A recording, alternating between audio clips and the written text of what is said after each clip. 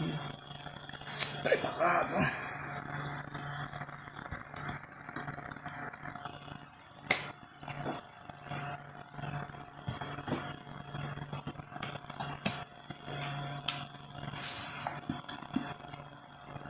Meu xodó.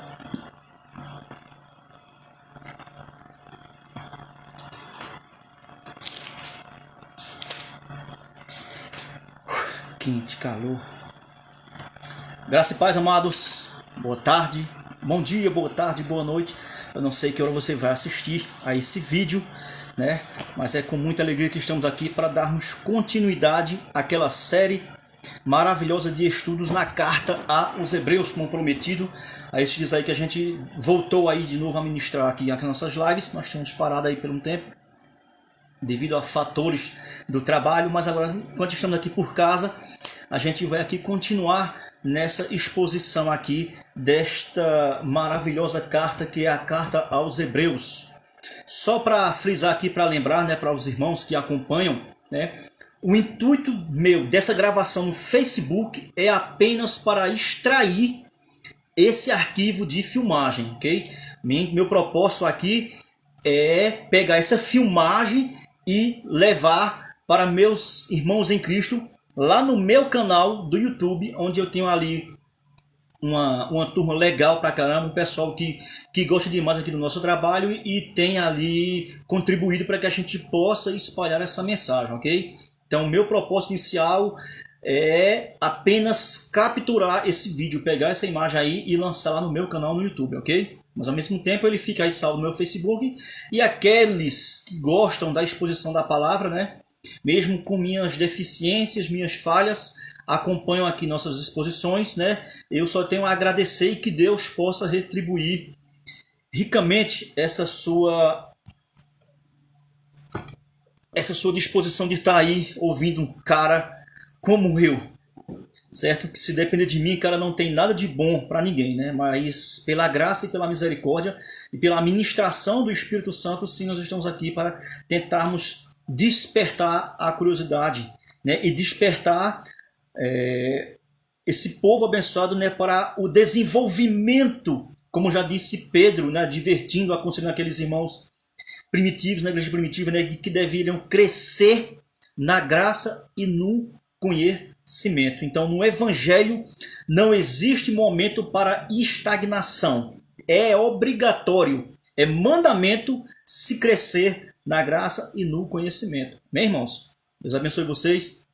Então, comprometido hoje, a gente vai fazer aqui uma pequena explanação do capítulo 5 da carta aos Hebreus. Só aqui fazendo uma pequena retrospectiva, que já faz tempo que a gente tinha parado, né? Mas nós voltamos. Eu comecei já a publicar esses vídeos lá no meu canal do YouTube. Lá eu já coloquei já a primeira ministração, que foi uma introdução a essa carta. Então, a cada sexta-feira que gravamos um vídeo, nós vamos dispor o vídeo anterior lá no nosso canal do YouTube, ok? E a gente aqui já vai no capítulo de número 5, onde tem como por tema que eu coloquei na epígrafe aí, né? Cristo superior aos sacerdotes da antiga aliança. Um comparativo onde o autor descreve aqui nesse capítulo com mais detalhes, né? Cristo sendo superior. E ao mesmo tempo ele traz uma pequena advertência, uma exortação, né, no seu sermão, como ele diz que isso aqui é uma pequena carta, né, elaborada em forma de um sermão expositivo, para exortar aqueles irmãos que estavam negligenciando. Então é apenas um pequeno panorama. O intuito aqui é a gente elaborar todo o capítulo, ok? Fazendo aqui uma pequena exposição da ideia que é levantada pelo autor. Não é uma exposição, um comentário, versículo por versículo. É totalmente diferente de um sermão expositivo, onde ele vai expor a ideia e trazer aplicações para seus ouvintes com mais clareza. Não é um comentário versículo a versículo, é um pouco diferente, ok?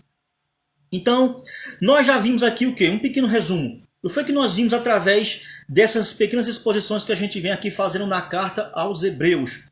Nós já começamos a ver nos primeiros capítulos, por exemplo, no primeiro capítulo ali, onde ele traz a apresentação de Cristo como sendo superior à mensagem dos profetas do Antigo Testamento. Que ele fala que, havendo Deus antigamente ou outrora, dependendo da sua versão, comunicar a sua mensagem para o seu povo através dos seus profetas, ele, nesses últimos dias, falou através de seu Filho, a encarnação, o Logos que se encarnou, mostrando aí Cristo já superior, irmãos, aos profetas do Antigo Testamento. E vemos ali que no desenrolar desse desenvolvimento ele introduz também a questão dos anjos, mostrando que Cristo também é superior aos anjos, a qual mesmo faz menção que tudo veio a existir pela pessoa de Cristo. Ele coloca Cristo como criador dos próprios anjos, colocando ele superior, porque havia esse misticismo judaico na época de culto aos anjos. Para você ficar por dentro da questão da angiolatria, tem uma carta que ela é clara e específica sobre esse assunto, que é a carta que Paulo escreveu para os irmãos que moravam na região de Colossos. Ele adverte o perigo de se adorar e de se idolatrar a anjos, coisa que não é diferente nos dias de hoje. A gente vê muitos locais por aí onde tem a cadeira do anjo. Eu passando pelo canto desse, eu quebro essa cadeira na hora, irmãos. Pelo amor de Deus, ó. Tem hora que eu tenho aqui que vir com uma ironia, que é para tirar essa monotonia, ok? Vimos aí no capítulo 2, onde ele coloca Cristo acima dos anjos. Vimos também que no capítulo 2, ele já dá uma pincelada sobre um ofício de Cristo, de sacerdote, sumo sacerdote, muito mais complacente ou misericordioso do que os que vinham na descendência de Arão. Ele dá uma pequena pinceladazinha ali, coisa que ele vai desenvolver mais amplo agora no capítulo 5. Mas vemos que no capítulo 3 ele apresenta Cristo maior que o próprio Moisés. Ele faz uma comparação muito interessante com Moisés, na figura de Moisés, que diz que Moisés trabalhava como servo na casa de Deus, era servo, enquanto que ele apresenta Cristo como filho, ou próprio criador dessa casa a qual Moisés servia, enaltecendo a pessoa de Cristo, inclusive até configurando e mostrando a sua divindade. Ok? Então ele desenvolve esse trabalho aí, mostra que Cristo é superior a Moisés no capítulo 3. E no capítulo 4 ele vem desenvolvendo ainda, trazendo essa ideia de sumo sacerdote, e também coloca ele acima de Josué, que ele vai trabalhar a questão do descanso, a promessa de Deus para um descanso para o seu povo, chama aqui de um descanso sabático, não tem nada a ver com o adventismo do sétimo dia, isso é uma distorção do entendimento. Mas ele coloca na figura do próprio Josué, que introduz o povo, mas não lhe ofereceu o descanso que era prometido por Deus. E Cristo, dando esse panorama de fundo aqui, ele apresenta Cristo como aquele que realmente traz o descanso prometido por Deus. A gente fez aqui várias analogias, traçamos aqui vários paralelismos para que você possa entender essa ideia que é desenvolvida pelo autor. Então ele apresenta maior do que os profetas, maior do que os anjos, maior do que Moisés, oferece um descanso muito mais do que o próprio Josué. E agora ele vai trabalhar uma questão que ele começou no capítulo 2 sobre a questão dos sacerdotes, o ofício de sacerdotes. Então é isso que ele vai aqui trazer agora, e traz essa ideia como uma exortação ali, mostrando o perigo para aqueles irmãos de trocarem Cristo, o cristianismo, como um sacerdócio definitivo, superior, completo, e voltarem às tradições do sacerdócio do Antigo Testamento. É como você trocar o maior pelo menor. E isso ele traz como um alerta, e no capítulo 6 ele desenvolve, fechando esse círculo ali, mostrando que isso era um tipo de apostasia e que não tinha mais possibilidades de haver salvação para aqueles que se desviassem, como uma forma de rejeitar aquilo que eles tinham abraçado e negarem isso pela perseguição e voltarem atrás. Esse é o panorama, é o pano de fundo aqui que ele apresenta no capítulo 5, e que tem o seu desenvolvimento final ali no capítulo 6 da carta aos Hebreus, que vai ser nossa próxima ministração. Então, quais são os pontos que podemos destacar aqui no capítulo 5? Se você observar, o capítulo 5 ele é pequeno, ele possui apenas 14 versículos, divididos em duas seções. A primeira vai do versículo 1 ao versículo 10, onde ele mostra Cristo como sendo uma ordenação, um ofício, uma natureza superior à que era exercida pelos sacerdotes da antiga aliança, da descendência de Arão. E ele traz um paralelismo comparando isso aí, e ao mesmo tempo ele já introduz a figura de Melquisedeque como uma forma de introduzir que, como Melquisedeque era maior do que Arão, Cristo é maior que Melquisedeque. Final desse capítulo é aquela exortação um pouco de uma tonalidade mais agressiva, vamos assim dizer, ou ele traz aqui um tom de exortação, né, para aqueles irmãos que estavam negligenciando o crescimento, né, o amadurecimento nas tribulações cotidianas da vida, do verso 1 ao verso 14. Então, irmãos, esse capítulo ele é muito interessante. A gente não vai fazer a leitura porque os irmãos que me acompanham já sabem como é a minha temática. Eu gosto de, ao mesmo tempo que a gente vem lendo, a gente já vem fazendo a exposição, trazendo as aplicações e os seus significados. Só que esse capítulo, para que você possa ter uma maior compreensão de onde ele dá o pontapé inicial dessa ideia e vem desenrolando o carretel, trazendo uma extensão ampla do assunto, para ficar melhor para você ler esse primeiro bloco do capítulo 5, do verso 1 ao 10, o ideal é você começar a leitura do capítulo 4, do versículo 14. É aqui onde entra aquela ideia que eu trouxe para vocês na aula anterior, que muitas vezes as divisões de capítulos elas ficaram de forma que quebra uma ideia no meio, e você não tem esse conhecimento e acha que quando ele está começando um capítulo novo, ele está trazendo uma nova ideia, quando na verdade a ideia não está aí, certo? Às vezes as divisões elas trouxeram essas problemáticas que quebra o entendimento e o desenvolvimento ali na parte literária, onde ele vem desenvolvendo a ideia. Então nisso se encaixa aqui no capítulo 4 da carta aos Hebreus. Essa ideia aqui onde ele desenvolve da superioridade de Cristo com relação aos sumos sacerdotes, ele começa a traçar essa ideia no capítulo 4, verso 14. Então a leitura ideal seria capítulo 4, versículo 14, até o capítulo 5, versículo 10. Então teríamos o quê? 14 versículos, onde ele amplia um assunto que ele deu uma pontadazinha lá no capítulo 2, e ele desenvolve com mais clareza. Se você observar, você pode olhar com clareza aí que os versículos do capítulo 5, do versículo 1 ao versículo 4 aí, ele expõe, né, o ofício e o chamado do sacerdote e as suas funções. Se você observar, ele traz algumas questões que estão relacionadas à sua natureza humana e o seu ofício espiritual. Por exemplo, ele mostra aqui nos versos de 1 a 4 que esses sacerdotes, eles eram chamados dentre o povo e de uma tribo específica, que era a tribo de Levi. Isso aí comprovando a sua natureza humana. E ele também mostra que o seu ofício era de ser intermediário entre Deus e os homens. Isso aí com a ideia de interceder a favor dos homens, mostrando o quê? Sua ligação com os ofícios que o sacerdote ele era constituído para fazer. Vamos aqui fazer uma pequena observação na leitura do versículo 1, porque é muito interessante você observar algumas questões da gramática do português. Primeira coisa que você deveria se perguntar quando você vai ler o capítulo 5, versículo 1, é justamente essa situação. Olha como começa o versículo 1. Por que todos somos sacerdotes? Por que ele utilizou a expressão por quê? A expressão porquê, ela é uma expressão onde ele faz um questionamento ou uma explicação sobre um determinado assunto. O porquê ou é pergunta ou é resposta. Então aqui ele vai começar a trazer detalhes do que ele já começou no capítulo 4. Vamos ler o capítulo 4, verso 14.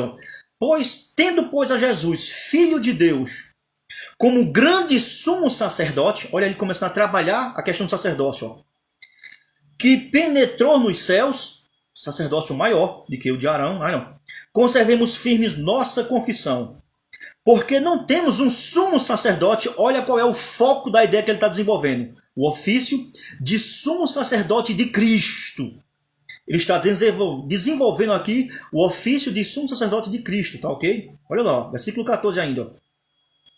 Que não possa compadecer-se das nossas fraquezas. Ó. Antes foi ele quem? Cristo, tentado em todas as coisas, a nossa semelhança igual a nós. Assim como nós somos tentados em todas as áreas, Cristo também foi. E por ele ter sido testado e aprovado, ele tem complacência muito mais do que os do Antigo Testamento. Aí ele vai dizer, ó, a semelhança, mas sem pecado, eu e você cometemos. Cristo não cometeu em momento algum de sua vida pecado algum.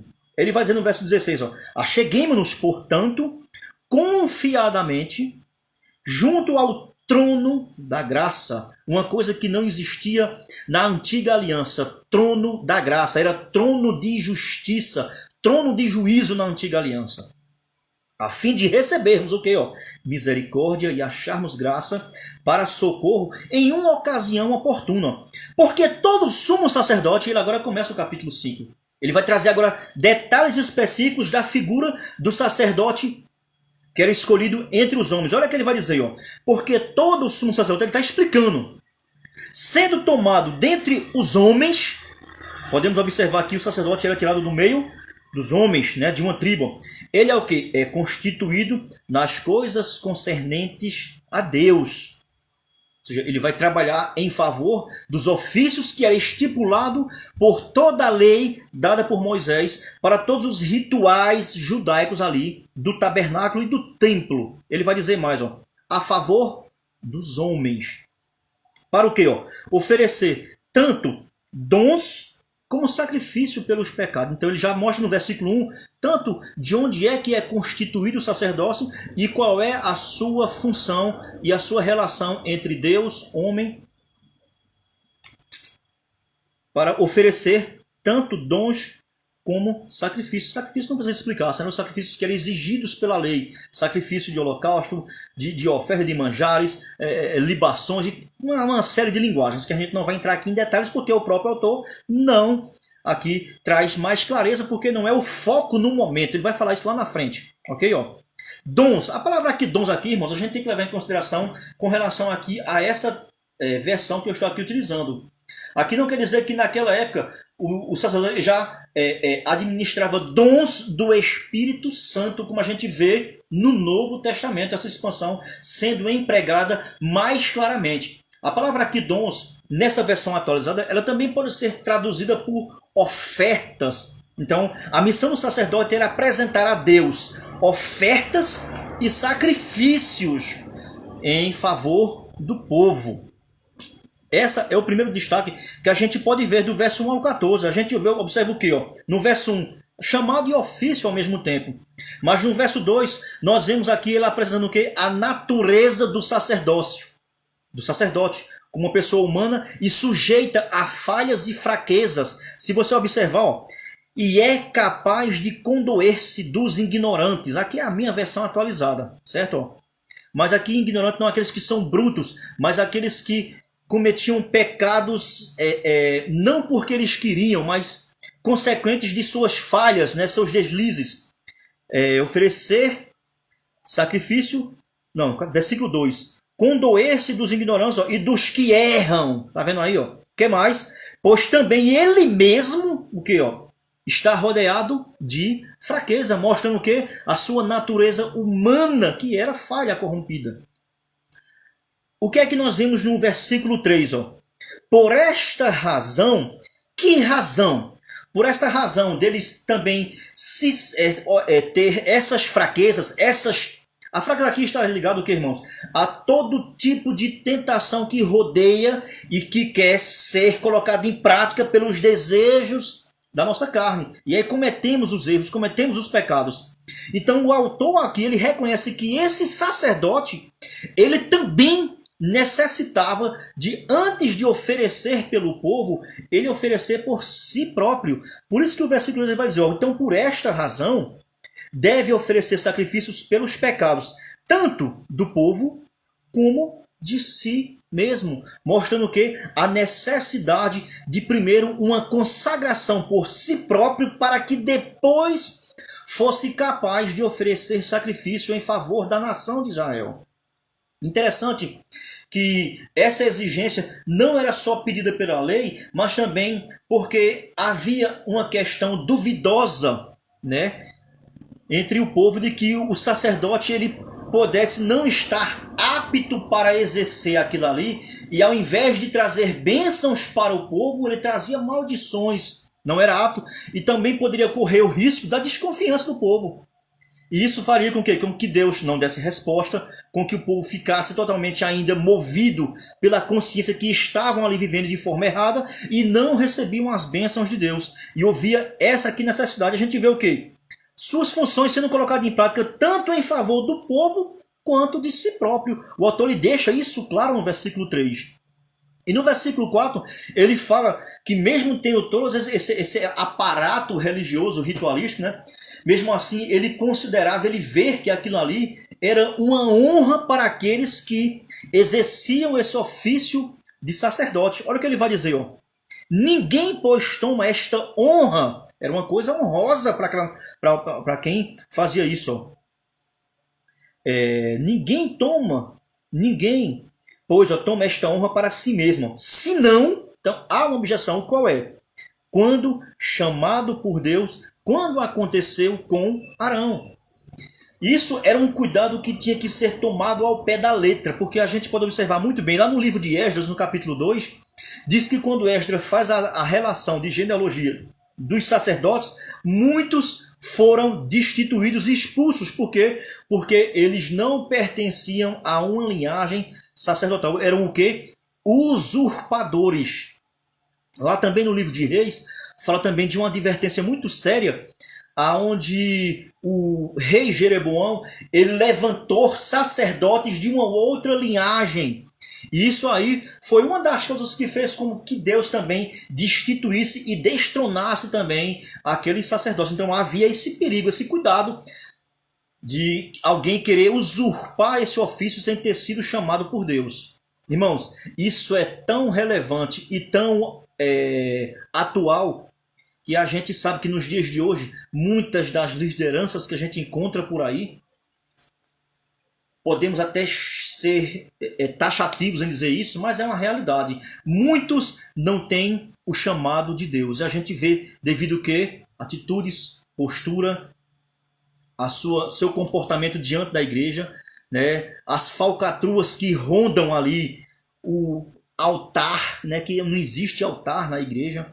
Na igreja existe uma plataforma e um púlpito. Altar era no Antigo Testamento. Tem gente que fica irado quando eu digo isso, cara, né? É porque querem introduzir no cristianismo por todas as forças a linguagem do Antigo Testamento.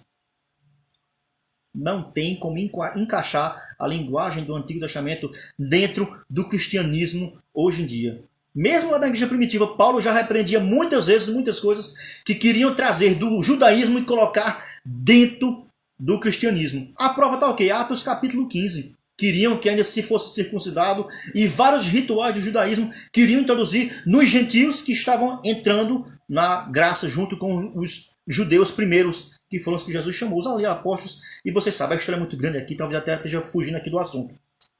Mas cuidado, existe aquele homem chamado por Deus, o pastor chamado por Deus e o pastor chamado. Cuidado para não confundir. Vamos voltar. Tem aqui a minha língua fica coçando, gente. Eu não consigo não.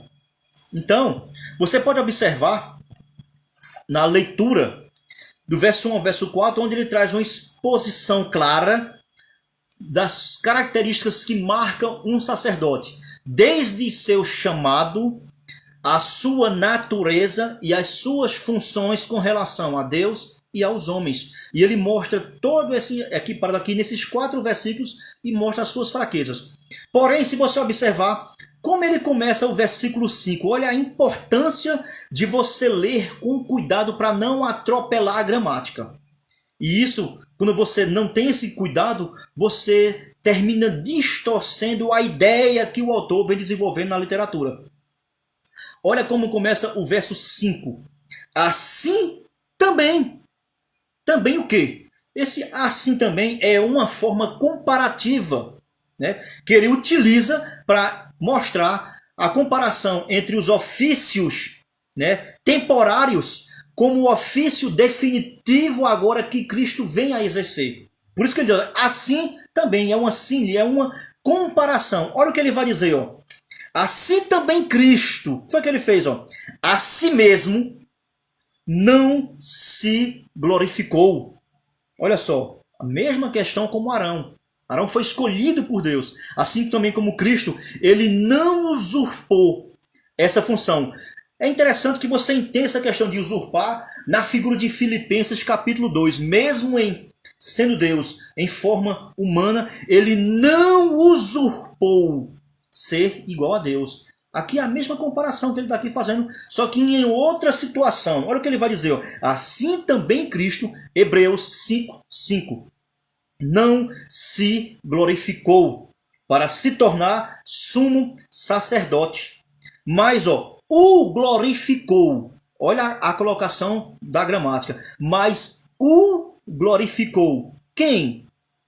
Aquele que lhe disse. Então Cristo foi glorificado por outro que disse algo. Quem é esse outro? Deus, o Pai. Está aqui, o sujeito está oculto aqui na frase, mas está evidente que ele está se referindo aqui à figura de Deus Pai. Então não foi Cristo que escolheu, que usurpou, mas o Pai, em sua soberania e em sua graça infinita para comigo e você que estava perdido, ele nomeia o Filho para ser agora o sumo sacerdote definitivo. E ele vai dizer, e ele vai citar aqui o versículo 6 do capítulo 2 do Salmo. O Salmo 2, versículo 6 é onde encontra isso aqui, ó. Tu és meu filho, hoje te gerei. Qual a ideia do autor em usar um salmo aqui com relação a Cristo? Isso mostra no que já a sua divindade com o Pai, a sua ligação direta com o próprio Pai, totalmente diferente da ligação de Arão, ok? Ó. Como em outro lugar também, ou seja, ele ainda vai reforçar essa ideia, fazendo o quê? Colocando o chamado de Cristo superior, a ordem de Cristo superior à ordem de Arão. Você não encontra em canto nenhum do Antigo Testamento alguma profecia dizendo que Arão lá no futuro seria sumo sacerdote. Mas sobre Cristo é o que mais tem. E ele aqui vai usar outros salmos para enaltecer mais ainda o ofício de sacerdote de Cristo. Como em outro lugar também diz, o versículo 6, olha, tu és sacerdote para sempre, vírgula, já mostrando o que? A eternidade, um ofício infinito, eterno de Cristo. Coisa que na descendência e no livro de Levítico não era totalmente eterno. Era o que? De geração em geração, em uma linha de descendentes da família de Arão. Arão morreu, acabou-se, meu irmão. O filho de Arão, vai o próximo filho de Arão, morreu, já era. Quem é o próximo? Vai. E assim era uma sucessiva descendência que ia ascendendo ao sacerdócio. Ao chegar em Cristo agora, encerra essa descendência. E interessante que do verso 1 ao 4, ele fala sobre a questão do chamado de Arão. Mas se você observar agora, ele para enaltecer o sacerdócio de Cristo, ele não vai mais usar a figura de Arão. A figura de Arão foi temporária. Quem ele vai introduzir agora para colocar como superior? Melquisedeque. Que não tem genealogia, nem começo e nem fim. Não há um registro claro sobre a origem de Melquisedeque. Se você for lá ler Gênesis capítulo 17, apenas diz que ele era sacerdote, né, de Salém, e ele era rei, que é uma coisa que a gente vai trazer uma evidência mais clara na explicação, para já diferenciar do sistema de Arão, e que ele era sumo sacerdote do Deus Altíssimo, e depois a Bíblia se cala, a Bíblia não é clara, não traz coisas mais abrangentes para que a gente possa aqui traçar uma biografia mais clara sobre a figura de Melquisedeque. Porém, aqui o autor aos Hebreus, ele já introduz essa figura de Melquisedeque para mostrar que o ofício de Cristo, ele trafega em uma linha superior à linha de Arão. Olha que coisa interessante. Versículo 5, ele já traçou o quê? O chamado de Cristo, em uma comparação com o chamado de Arão. No versículo 6, aqui, ele já traça já o seu ofício como sumo sacerdote e ligado a uma esfera maior do que a de Arão, que é a de Melquisedeque, mostrando seu ofício como intermediário entre Deus e os homens. Versículo 7, o que é que ele vai trazer? O versículo 7 ele é um versículo enigmático, segundo alguns acadêmicos. Por quê? Olha o que diz Hebreus 5,7. Ele, Jesus, nos dias de sua carne, quando em vida, ele está falando aqui da permanência de Cristo enquanto ainda antes do Calvário. Foi o que aconteceu com ele, ó. Tendo oferecido como forte clamor e lágrimas. Olha qual era a oferta que Cristo oferecia ao Pai. Totalmente diferente das ofertas estipuladas pela lei de Moisés, através dos sacrifícios, ofertas de manjares, de libação e por aí vai. Clamor e lágrimas, orações e súplicas. Ele oferecia a quem? A quem o podia livrar da morte, ao Pai. Alguns comentaristas chegaram à conclusão que esse versículo 7, talvez o autor da carta aos Hebreus esteja se referindo àquele momento que é tido como o momento mais agonizante na vida de Cristo, que é João, no capítulo 17, onde ele se encontra no Getsemane, ou no Getsemane, como você queira chamar. Talvez seja uma referência a esse momento de Cristo lá no Evangelho de João, onde ele em pranto se oferece ao Pai, mesmo pedindo que o Pai o livre. Mas interessante que você observa que a verdade é que ele não pede para que o Pai o livre daquele momento, mas de que o ressuscite. E ele vai continuar aqui trazendo mais um esclarecimento, olha. Hebreus 5,7, ele vai continuar ainda, ó. A quem o podia livrar da morte. E olha que resposta interessante, ó. E tendo sido ouvido por causa de sua piedade, de sua vida devocional, de sua vida em obediência, o que fez Cristo ser ouvido pelo Pai, não só porque ele era filho, porque o autor aqui no versículo 8 vai dizer, ó, embora sendo filho, ele tinha esse privilégio e essa ampla aceitação porque era filho, mas não foi isso que fez ele ser aceito, mas sim a sua obediência em relação ao que o Pai lhe pedia. Tendo seu filho por Deus, versículo 8 do capítulo 5 de Hebreus, embora sendo filho, aprendeu. Aprendeu o quê? A obediência pelas coisas que sofreu. Ou seja, é uma forma de dizer assim, ó, assim como nós estamos, vocês irmãos, nós, a igreja, o autor, tentando elucidar essa ideia para aqueles irmãos que estavam sofrendo perseguição. Cristo, ele sofreu as mesmas coisas que nós estamos sofrendo. Mas mesmo assim, em momento algum, ele tendo o poder de querer recusar, ele não recusou esse cálice. Ele obedeceu até o fim. E isso fez dele o quê? Olha o que diz o versículo 9. Tendo sido aperfeiçoado, irmãos. É incrível como o autor coloca aqui esses sofrimentos de Cristo. Ele diz que isso fez com que Cristo fosse aperfeiçoado. E é que eu não posso deixar. Entrou uma bênção aqui, o grande amigo meu, irmão em Cristo. Eu vos amo vocês, irmão. O Eduardo aqui, pelo que eu estou vendo aqui está mostrando que Eduardo está aqui presente. Eduardo, olha que coisa interessante essa argumentação que o autor cria aqui, né? Diz que esse sofrimento tinha um objetivo específico, era o quê? Aperfeiçoar. Olha que argumento maravilhoso para os irmãos aí que são pós-tribulacionistas, não é verdade? Você pode pegar esse argumento aqui agora e usar contra mim. É interessante, né? Ó, parece que ele quer dizer isso, mas na verdade não é, irmãos. Mas olha aqui, me vem aqui à mente agora esse assunto escatológico, nada a ver, cara. Nada a ver, não é verdade? Mas aqui o autor ele traz essa ideia de que as perseguições, as aflições, ela tem por objetivo aperfeiçoar aqueles que são perseguidos. Parece ser uma ideia que a gente pode jogar na questão dos pós-tribulacionistas. Tá vendo aí, irmão? Aí, ó. A tribulação vai ser para aperfeiçoar a igreja. Cara, ó, me vê aqui na mente, cara. Olha, talvez vocês nunca, irmãos pós-tribulacionistas, talvez nunca tenham pensado aqui nessa ideia. Mas a ideia que está sendo aqui desenvolvida é totalmente diferente dessa questão de tribulação. Ok? Olha o que ele faz no versículo 9, olha.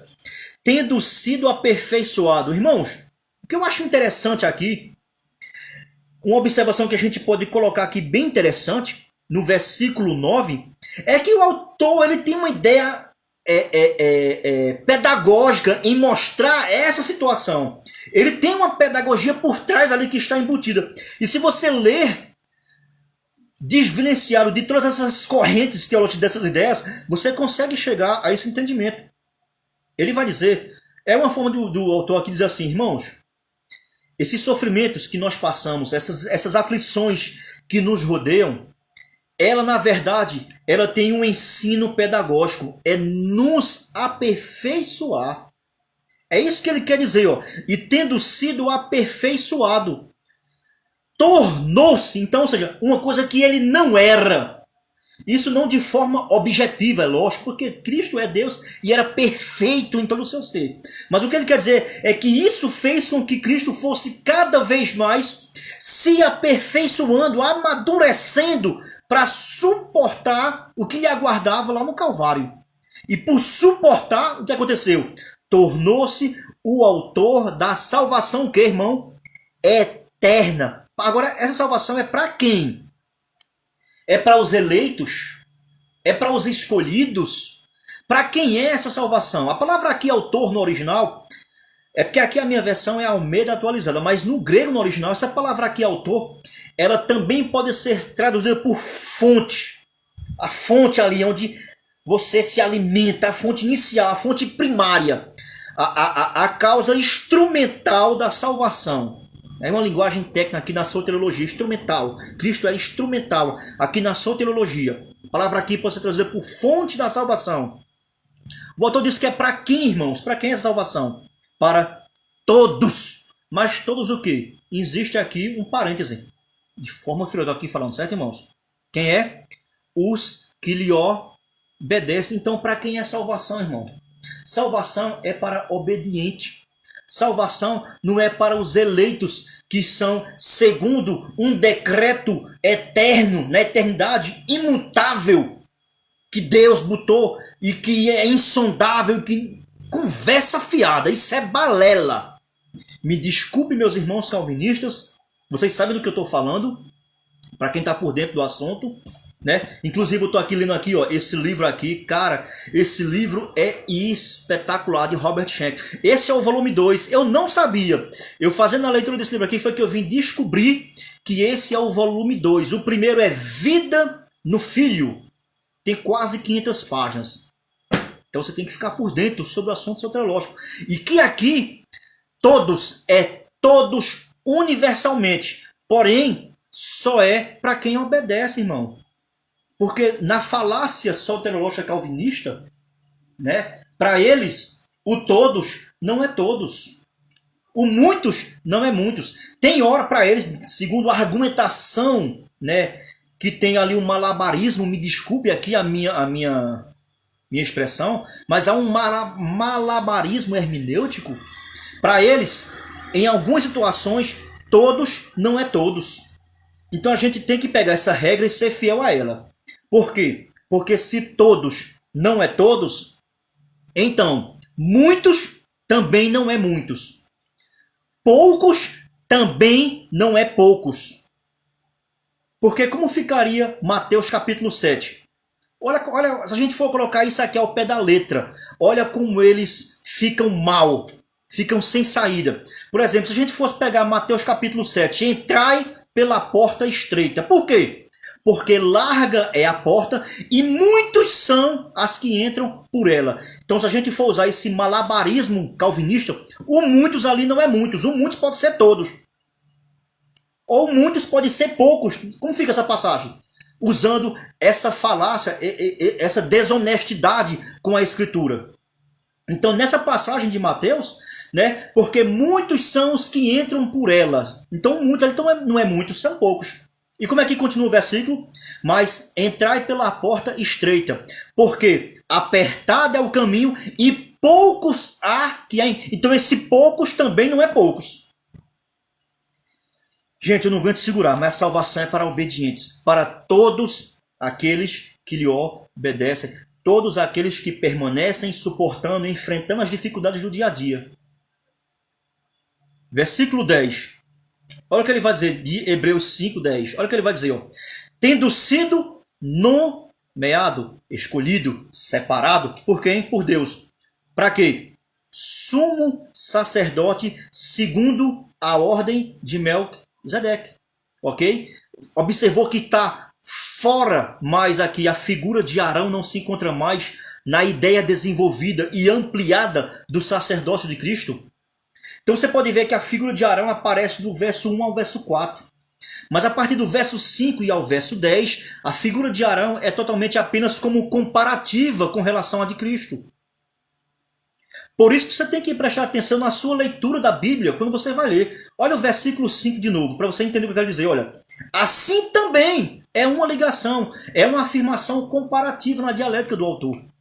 Agora, gente, o que eu acho interessante aqui agora, para a gente mudar a tônica aqui desse assunto aqui agora, a comparação que nós podemos concluir do verso 1 ao verso 10. Quais são as comparações que colocam Cristo como superior? Primeiro, que Cristo, na nossa conclusão, ele é uma ordenação superior à dos sacerdotes do Antigo Testamento. Superior à do Antigo Testamento. Superior a de Arão e todos os outros que sucederam à descendência de Arão. Segundo, qual a conclusão que nós tiramos dessa primeira parte do capítulo 5 de Hebreus, de 1 a 10? Na comparação entre a superioridade do sacerdócio de Cristo com a do Antigo Testamento. A ordenação de Cristo, ela é maior. Cristo tem o quê? Tem mais complacência, é muito mais misericordioso. Por quê? Porque ele sofreu as aflições cotidianas e diárias que qualquer um de nós sofre. E por que ele usa essa figura de mais complacência, o autor? Até porque, se você quer entender bem o porquê isso, você vai ter que fazer uma leitura bem aguçada do livro de Malaquias. Isso é para mostrar o quanto também, irmãos, estava corrompido o sacerdócio judaico. Eles já haviam se corrompido a muitos e já vinham defraudando e queimando tudo que não era de acordo com a lei de Moisés. A prova disso é o livro de Malaquias. Se você ler o livro de Malaquias, Malaquias entra arrebentando, irmãos, com o sacerdócio. É porque você só quer ler Malaquias para ali e ajustar a questão dos dízimos que você quer sugar. Essa expressão aqui que você quer sugar, eu estou aqui me referindo a quem? As lideranças inescrupulosas que existem hoje em dia. Que querem usar isso aí para extrair, para forçar. Você está sendo um mau caráter fazendo isso. E o juízo de Deus está batendo a porta. O livro de Malaquias não foi feito para falar sobre dízimos. Mas o livro de Malaquias foi escrito para corrigir o erro sacerdotal daqueles caras. Estava totalmente corrompido, e por isso que ele traz essa figura mais complacente, mais misericordioso, porque os sacerdotes na época de Cristo eram totalmente inescrupulosos. Os caras tinham se desvirtuado. A linhagem pura que vinha da linhagem de Arão tinha se corrompido. Durante o período helenista e ali junto com o período dos Macabeus, os judeus se levantaram, os fiéis, contra justamente essas questões sacerdotais que tinham acontecido. Né? Entrou em evidência, aí você vai ter que ler muita história, né? A descendência dos Asmoneus, que vai parar lá na linhagem de Herodes e que vem de Antíoco Epifânio, cara. Então eles tinham se corrompido. Isso é uma questão histórica que você deveria ler para você ficar afiado nisso, cara. Então, a conclusão: Cristo tem uma ordenação maior do que as do Antigo Testamento. Cristo tem mais misericórdia do que os do Antigo Testamento. Cristo também o que tem mais o que? Efetuou um sacrifício definitivo. Não há mais a necessidade desse sacrifício para se alcançar a graça. Cristo foi definitivo e único. Isso é uma coisa que ele não traz mais clareza, ele para por aqui. Ele vai falar sobre essa questão da repetição a partir do capítulo 7. E também aqui, não adianta você me perguntar ou fazer algum questionamento sobre Melquisedeque. Por quê? Porque o autor encerrou o papo. O autor ele não trouxe mais aplicações, ou trouxe mais características claras sobre a figura de Melquisedeque. Então não adianta você me perguntar, irmão, mas quem foi esse Melquisedeque? Como? Não, o autor aqui ele se calou. Agora lá no capítulo 7 até o capítulo 10 da carta aos Hebreus, aí sim, aí você vai ver o autor trazendo algumas pepitas, descortinando mais o véu sobre a figura de Melquisedeque, e a gente vai ter algum esclarecimento melhor. Então agora não adianta você questionar ou perguntar por que o autor se calou. Irmãos, é isso. É isso que muitos de nós, como representantes da mensagem do Evangelho, deveríamos fazer com relação a muitos assuntos que são tratados biblicamente, que queremos ir além do que está escrito. Irmãos, a ideia que eu trago para a gente é o seguinte: quando a Bíblia se calar, então a gente também, boca de siri, fecha a tramela, meu irmão. Se ela não fala, então por que a gente vai querer argumentar? A gente só vai ter duas situações. Ou nos calamos e aceitamos por meio da fé o que está escrito, ou entramos no campo da achologia, que é o que mais tem acontecido nos dias de hoje. Vamos continuar. Ele encerra com a figura de Melquisedeque no versículo 10. Porém, irmãos, eu acho uma coisa interessante agora, aonde ele traz aqui também um paralelismo que eu esqueci de mencionar sobre a figura de Melquisedeque. Olha que coisa interessante, porque ele trata o sacerdócio de Cristo paralelo ao sacerdócio de Melquisedeque, porque Melquisedeque teve um ofício que você não encontra em parte alguma nas figuras sacerdotais do Antigo Testamento. Zacarias capítulo 6 tem uma colocação aqui escatológica sobre o Messias que ele faz e uma comparação muito interessante. Olha o que ele vai dizer em Zacarias capítulo 6, o versículo 13. Só para a gente encerrar a primeira parte aqui desse bloco. Olha só. Olha. Ele mesmo edificará o templo do Senhor. Ele vai edificar. Ele está falando aqui sobre quem? Sobre o Messias. Na sua promessa, na sua vinda.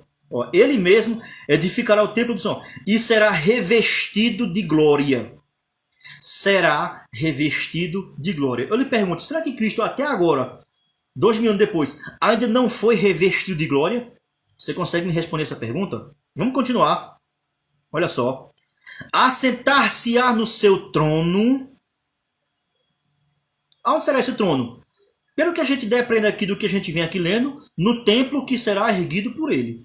Então ele se sentará em um trono. E o que mais? Não, aqui é espiritual, ele já está lá. Segundo a corrente amilenista, né? Eita distorção, irmãos. Misericórdia. Olha o que ele vai dizer, e dominará. Eu lhe pergunto, será que ele não já domina? O autor aqui vê isso como ações ainda futuras em relação ao momento em que ele escreveu. Vamos continuar, olha só. E será sacerdote no seu trono e reinará perfeita união entre ambos os ofícios. Por isso aqui a ideia que está por trás do autor é comparar, relacionar a ordenação maior, o ofício de sacerdote maior do que o de Arão. Por quê? Porque Arão nunca foi rei sacerdote, coisa que Melquisedeque foi, irmãos. Melquisedeque era rei de Salém, rei de justiça, sacerdote, rei de paz, e também na figura de sacerdote. Uma coisa que só se encaixa na pessoa de Cristo. Cristo, por isso que ele é superior, irmão, em tudo. Porque Cristo não só é sumo sacerdote, mas ele é rei sacerdote. Você não encontra em nenhuma menção do Antigo Testamento algum momento em que Arão ou alguns dos sumos sacerdotes exercia a figura de rei em momento algum. Por isso, Cristo superior à figura de Arão. Por isso, a sua comparação com a figura de Melquisedeque. Irmãos, um parênteses que a gente vai abrir aqui agora está na segunda parte, que é uma parte agora onde ele traz a sua terceira exortação com relação à negligência que aqueles irmãos estavam ali cometendo durante esse período ali de perseguição intermediária, que podemos aqui intermediária de forma figurada, ok? Ali naquela época. A partir do verso 1, do verso 11 ao verso 14, se você observar agora, ele muda a sua tônica. Ele passa agora de explicar a trazer agora aplicações práticas para aqueles seus ouvintes que ainda estavam ali enfrentando aquela situação ali de perseguição. E se você observar, ele quer trazer à tona exortação, porém ele vê que esse assunto que ele trouxe ali de forma apenas resumida, havia uma necessidade de ele ampliar esse assunto. Porém, algo impedia ele de ampliar esse assunto. Olha o que diz o versículo 11 do capítulo 5 da carta aos Hebreus. A esse respeito... Que respeito, irmãos? A esse, ele está apontando para algo que ele acabou de falar. A esse respeito, ou seja, a esse assunto que ora estamos falando, o que é que ele vai dizer? Temos muitas coisas que dizer. Irmãos, esse autor aos Hebreus, o cara era top das galáxias. Isso desqualifica, não é que desqualifica de forma total, generalizada Paulo, mas Paulo fica em segundo lugar perto desse camarada. Ele está aqui dizendo com suas palavras que a respeito do ofício sacerdotal de Cristo, há muitas e muitas coisas para dizer. Primeiro ponto que a gente pode destacar é isso, que tem mais o que dizer. Qual é o segundo ponto, irmãos, que a gente pode aqui destacar? E difíceis de explicar. Irmãos, ele reconhece a grandeza da dificuldade desse assunto e que ela é muito complexa de se ensinar. Irmãos, se para o autor havia um empecilho para ele ensinar, quanto mais nós nos dias de hoje. Você pode pegar qualquer acadêmico que for, ele não vai chegar aqui perto da inspiração desse autor. Ele vai chegar um momento que, por mais que ele tenha esse dom de discernimento, mas vai chegar em um momento em que ele vai ter que parar e vai ter que entrar apenas na área da especulação, que é o que nós fazemos muitas vezes. Mas o autor está dizendo, eu tenho muita coisa para falar para vocês. E quero dizer a vocês que não só tem muita coisa para dizer, mas que elas são muito complexas de ensinar a vocês. Mas o assunto talvez não era um assunto difícil de explicar, irmãos. Por quê? Ou nós podemos ter esse entendimento. Por quê? Porque apareceu um empecilho que tornou difícil a explicação do autor para seus ouvintes. Olha o que diz o versículo 11 ali na sua continuação. A esse respeito temos muitas coisas para dizer e difíceis de explicar. Mas por quê? Porque vocês se tornaram negligentes para ouvir. Está aí resolvida a explicação, irmãos. O assunto, mesmo sendo difícil de explicar, havia capacidade deles, terem discernimento. Mas o que aconteceu? Eles começaram a negligenciar. Não queriam mais ouvir sobre esse assunto. Eles estavam dispensando. Irmão, será que está diferente dos dias de hoje? Será que a gente já não está vivenciando essa mesma atitude? E Paulo, há 2000 anos atrás, corroborando com esse autor, dizia a mesma coisa lá em 2 Timóteo capítulo 4. Porque o Espírito Santo expressamente afirma que nos últimos dias, muitos vão ter coceira no ouvido. Não quero ouvir mais não. E vão atrás de quem? De mestres. Que lhes fale o que eles querem ouvir. Irmãos, está diferente nas igrejas nos dias de hoje? Não digo as igrejas entre aspas, porque tem muitas igrejas sérias que são compromissadas com a verdade de Deus. O problema, às vezes, sabe em quê? Em nossa arrogância, em nosso mimimi, em nossas questões particulares, que se não for do jeito que eu quero, a igreja está errada. Isso vai de um conselho exortativo para você, viu, meu irmão? Você que luta contra a igreja. Se você quer culpar alguém, olhe no espelho e primeiro tire suas conclusões, olhe para você. E cuidado quando você coloca a igreja, no geral, como um todo, como sendo errada, porque ela é a noiva de Cristo. Você está falando mal da noiva de Cristo. Mesmo nesse aí, aparato mundial que a gente vê da figura da igreja, diz, ela tem um dono, meu irmão. Cuidado com o que você anda falando sobre ela. Ou você é o único certinho. Talvez você saiu da igreja porque você talvez se decepcionou. Meu amado, em nome de Jesus. E será que você também não decepcionou ninguém não, meu irmão? Eu tenho certeza que você também foi motivo de decepção para muitos. Mas nenhum deles estão fazendo acusação contra você. Eu não estou falando de você que está me assistindo, isso é de forma generalizada. Porque É uma realidade dos dias de hoje, meus amados. Pessoas que estão lutando contra a igreja porque se decepcionam, porque pisaram no calo da bichinha, porque falaram mal de mim. Pelo amor de Deus, cara. Irmãos, para onde você for, para onde eu for, vão falar mal de nós. Sabe por quê? Porque a Bíblia diz que aonde a luz chega, as trevas têm que se dissipar. Não é em todo lugar que você vai ser bem-vindo. Estamos iguais a esses irmãos aqui, irmãos.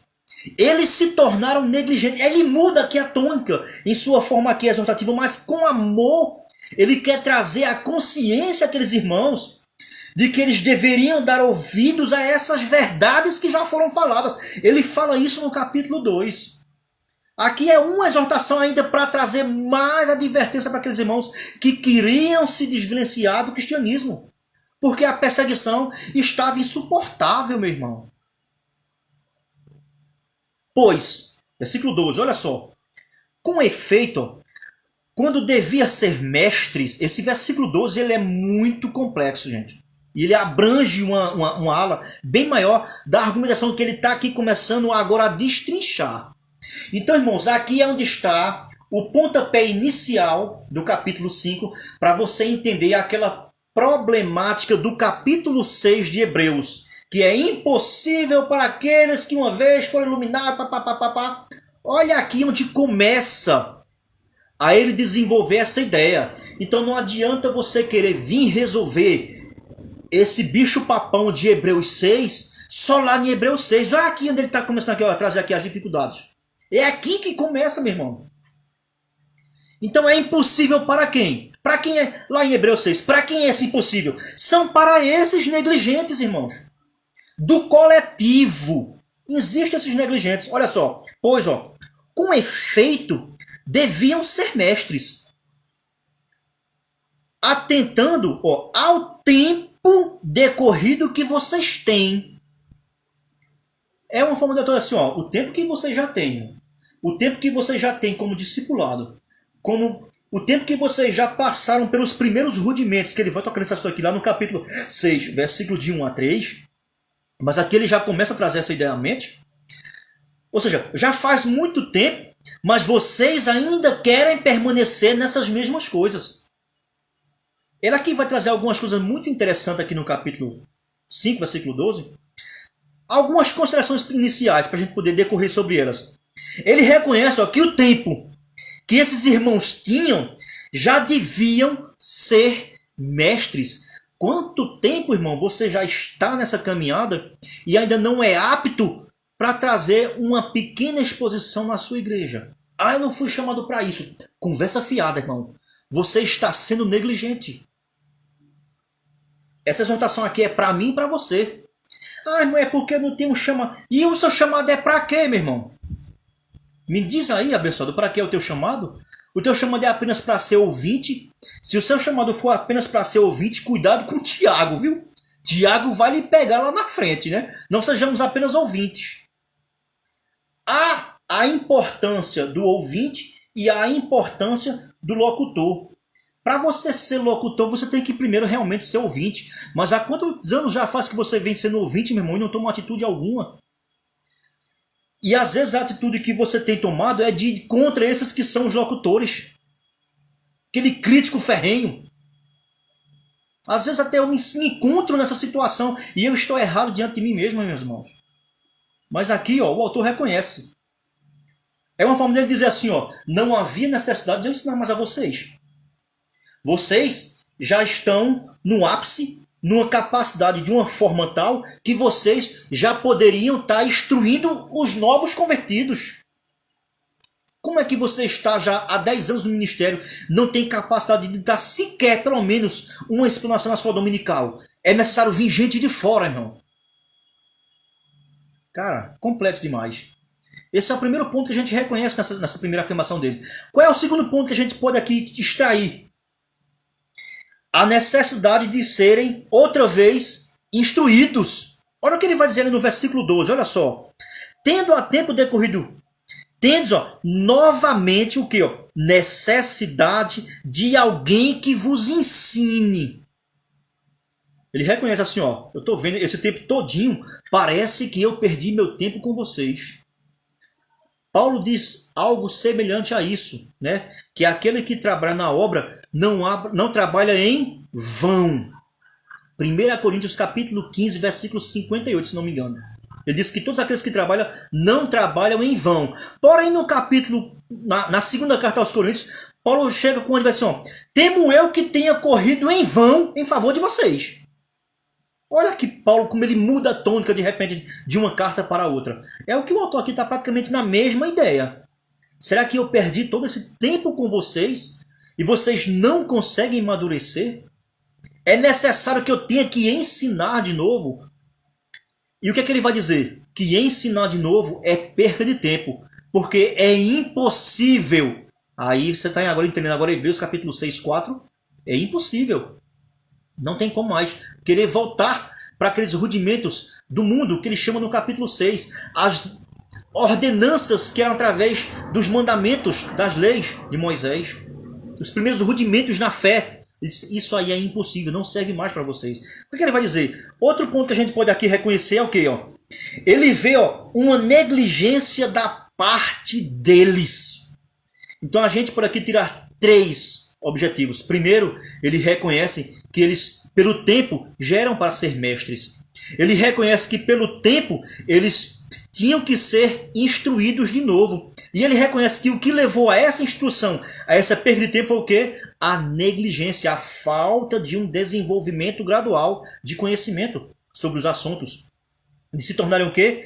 Maduros.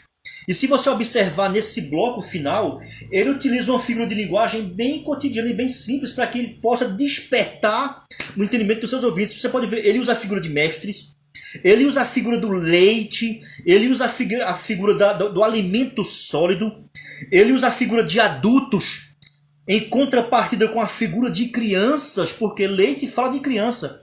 Ele faz aqui uma separação entre 2 classes. Ele vê que há uma classe de pessoas que são amadurecidas, que houve um desenvolvimento, e ele vê aqui uma classe de negligentes, irmãos.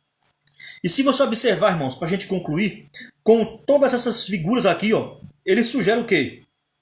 A ideia de que muitos já deveriam ser instrutores, no sentido de que? Na capacidade de transmitir a outros o que aprenderam mediante o quê? Os dons, aqui sim, do Espírito Santo, que Deus lhes havia concedido. Então eles receberam dons, eles foram aptos a transmitir aquilo que receberam adiante, porém eles se tornaram negligentes. E aqui não há como a gente querer inferir, dizer que esses aqui não eram verdadeiros crentes, que é o que o calvinismo quer empregar ali apenas embutido em Hebreus capítulo 6. Não eram os crentes verdadeiros. O autor, em maneira alguma, chama eles de crentes mentirosos, de crentes falsificados, de não eleitos, de não escolhidos. Em momento algum, ao escritor aos Hebreus fala isso. Olha o que ele vai continuar dizendo aqui. Com efeito, né, quais são... versículo 12. Pois com efeito, quando deviam ser mestres, devido ao tempo que já se percorreu, vocês se encontram na necessidade de que alguém ensine vocês de novo em relação a quais são os princípios elementares das profecias de Deus, da vontade, da palavra de Deus. Aqui tem oráculos, mas é isso, a palavra de Deus. Olha só. Assim, vos tornastes. Eles se tornaram. Só pode se tornar alguma coisa quando você não é. Para que eu possa me tornar profissional em uma área, é necessário que eu execute um curso, passe por ele, seja aprovado e receba o certificado. Aí eu me tornei profissional. Então eles passaram de uma situação para outra. Eles eram uma e se tornaram outra. Negligência da parte deles. A sua livre escolha. Aqui poderia entrar a questão do livre... Eu não vou entrar, que isso é uma questão filosófica e axiologista, tá? Do livre-arbítrio, irmão, mas eu não vou entrar nessa questão. Irmão Nelson, você tá chegando muito tarde por aqui, viu, Nelson? Eu ouvi dizer que aí no Ceará já fechou tudo, você tá só de perna pra cima. Por que não já tá aqui com a gente esse tempo todo, Nelson? Paz abençoado. Hebreus capítulo 5, versículo 12. A gente está encerrando já, Nelson. Já há 1 hora e pouco que a gente vem aqui já fazendo aqui essa exposição do capítulo 5 da carta aos Hebreus. Futuramente ela vai estar lá no meu canal do YouTube. Nelson, se inscreve lá, me dá essa força aí. Valeu, em nome de Jesus. Olha o que ele vai dizer aqui também, ó. A nossa conclusão final. No capítulo 5, ainda versículo 12. Olha só. Assim vos tornastes, ó, como necessitados de leite e não de alimento sólido. Ô Nelson, você está no leitinho ou está no alimento sólido? Meu irmão Eduardo, em que grau de alimentação você se encontra? Só para a gente brincar, irmãos, calma, brincadeira. Olha o que ele fez agora, versículo 14, ó. Ele vai fazer uma coisa diferente assim, ó. Mas o alimento sólido é para os adultos. Ele está chamando aqueles irmãos de criancinhas no leite. Mas ele há um reconhecimento que há aquela necessidade para nos primeiros passos ser dado leite, porque o leite ele tem um fator decisivo ali com todas as proteínas que são essenciais para o desenvolvimento natural da criança. Interessante que o próprio Pedro, na sua carta, na primeira carta, se eu não me engano, de Pedro, né, ó, capítulo 2, olha o que Pedro vai dizer, ó. Despojando-vos, portanto, ó, de toda maldade e dolo de hipocrisias, dolo de falsidade, ó, de hipocrisias, invejas, toda sorte de maledicência, ó. Desejai ardentemente, ó, como crianças recém. Né?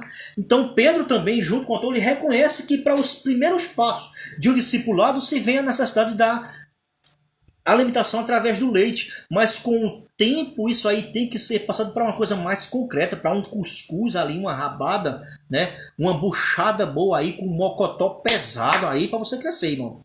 Porém, eles não quiseram, eles negligenciaram, eles deram as costas, a verdade é essa aqui. Olha, mas o alimento só é para os adultos, então ele reconhece. E o que mais, ó? Para aqueles que pela prática. Olha como é o processo do amadurecimento. É o quê? Prática. Tá vendo? Cuidado com o Tiago. Não vai ficar só no ouvinte. A prática. O exercício do desenvolvimento cristão é a prática.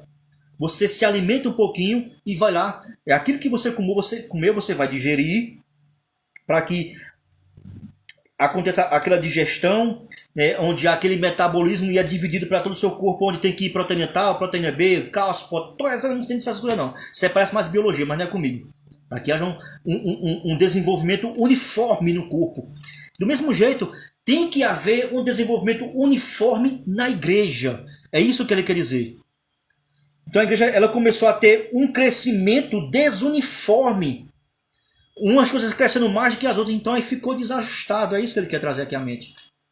E ele vai dizer, ó, tem suas faculdades, ó, exercitadas para o quê? Para discernir não somente o bem, mas também o mal. E ele encerra por aqui.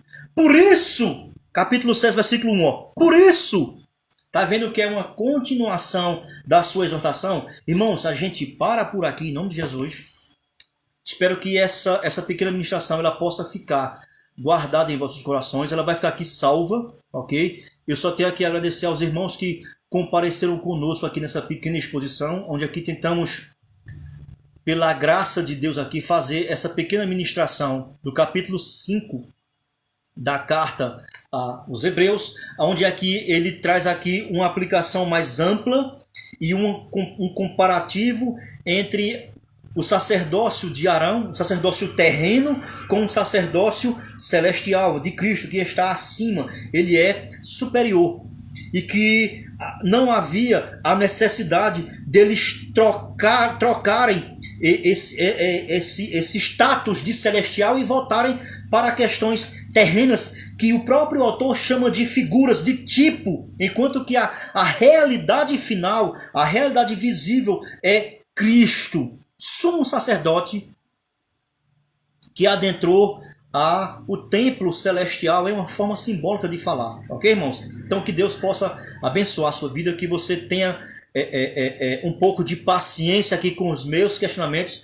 Eu sei que tem hora que eu extrapolo um pouco, eu passo, é porque eu sou um cara meio que doido, gente. Tem hora que eu passo um pouco aqui das linhas de raciocínio, eu sou ligado, eu acho que não é nem 220, eu acho que eu devo estar ligado em 320, cara. E às vezes a minha intenção não é te magoar, nem tocar em algo que venha desagradar, certo? Porque nós devemos nos amar em Cristo. Mas há necessidade, irmãos, dessa situação. Às vezes a gente tem que fazer uma separação para que a gente possa crescer de forma única, progressiva e de igual, de unidade. Ok, irmãos? Deus abençoe vocês e conto com vocês aí na próxima semana, onde a gente vai dar continuidade aqui agora para tentar trazer algum esclarecimento sobre Hebreus capítulo 6, que ele é considerado um dos capítulos... Isso, a palavra é uniforme. Valeu, Eduardo. Ele é considerado pelos eruditos, pelos teólogos, os caras da top da linha, ele é considerado o capítulo mais difícil da carta aos Hebreus, é o capítulo 6. Na minha pequenez, na minha simplicidade, a gente vai tentar aqui expor da maneira como eu a compreendo, como eu interpreto e como eu consigo ter discernimento através da leitura da palavra. Deus abençoe sua vida, Deus abençoe sua família e não esquece de comparecer junto comigo, vocês que estão aqui no Facebook, lá no meu canal do YouTube, se inscreve lá, dá essa força, que é uma forma de você, junto comigo, cooperarmos para que o Evangelho seja difundido entre as nações. Ide por todo mundo e pregar o Evangelho. Deus abençoe vocês, em nome de Jesus. Valeu!